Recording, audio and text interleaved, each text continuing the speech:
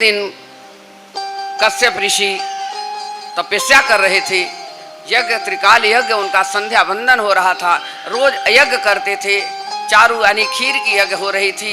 उसी समय अदिति 12 साल हो गया उनको आए हुए। बोली मुझे आप, उनको तो इतने सारे देवी देवता पुत्र हैं, आपने मुझे सौभाग्यवती का वरदान नहीं दिया। आप मेरे पति हैं, मैं आपकी पत्नी हूं, आप मुझे सौभाग्यवती बनाइए। अनुग्रह करती हैं अपने पति से। कश्यप ऋषि कहने लगे और बड़ी सेवा करी 1 साल तक खूब अच्छे से। कश्यप ऋषि सुंदर गहना वस्त्र पहन करके अपने पति के आगे सामने आकर के उनके हर काम को करना, उनकी हर बात को मानना, सब उनके आचरण के हिसाब से चलना धीरे धीरे उन्होंने अपने बस में कर लिया। अब कश्यप ऋषि का मन अपनी जो दीति पत्नी थी उनके तरफ खिंच गया। धीरे धीरे ऐसा हुआ कि एक दिन यज्ञ कर रहे थे, यज्ञशाला में बैठ के यज्ञ कर रहे थे। संध्या का समय, उसी समय दीति जा करके अपने पति कश्यप ऋषि से कहती हैं, मुझे कुछ नहीं चाहिए, जीवन में आपने कुछ नहीं दिया।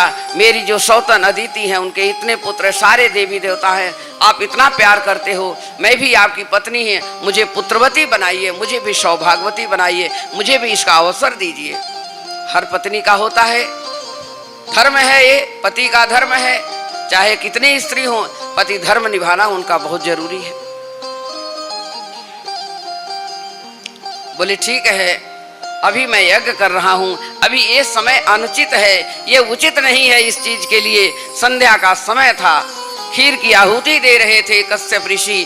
उस समय इन्होंने क्या किया, अपने मन को एकाग्रचित करके पति के चरणों में लगा दिया और बस एक ही शब्द, मुझे सौभाग्यवती बनाइए, मुझे सौभाग्य दीजिए, मुझे संतान चाहिए, मैं कुछ नहीं जानती, आपका यज्ञ अनुष्ठान तो रोज चलता है, मुझे पूजा पाठ से कोई मतलब नहीं।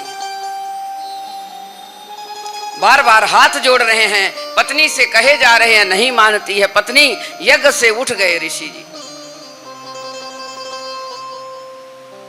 यज्ञ से उठ गए, मैथुन क्रीड़ा में चले गए। उसी में बस उनको बाद में उनको याद आया, मैंने बहुत बड़ा नरगल काम किया, बहुत गलती हो गई मेरे से, अब क्या करूं मैं। बस इतना करके श्राप दे दिए, तुम मेरे मति को भ्रमण कर दी 1 साल से, तुम यही चाहती थी, मेरा यज्ञ तुमने नष्ट कर दिया। अरे दीदी जाओ, तुम्हें मैं श्राप देता हूं, तुम्हारे गर्भ में जो बच्चा है ये राक्षस बन जाए।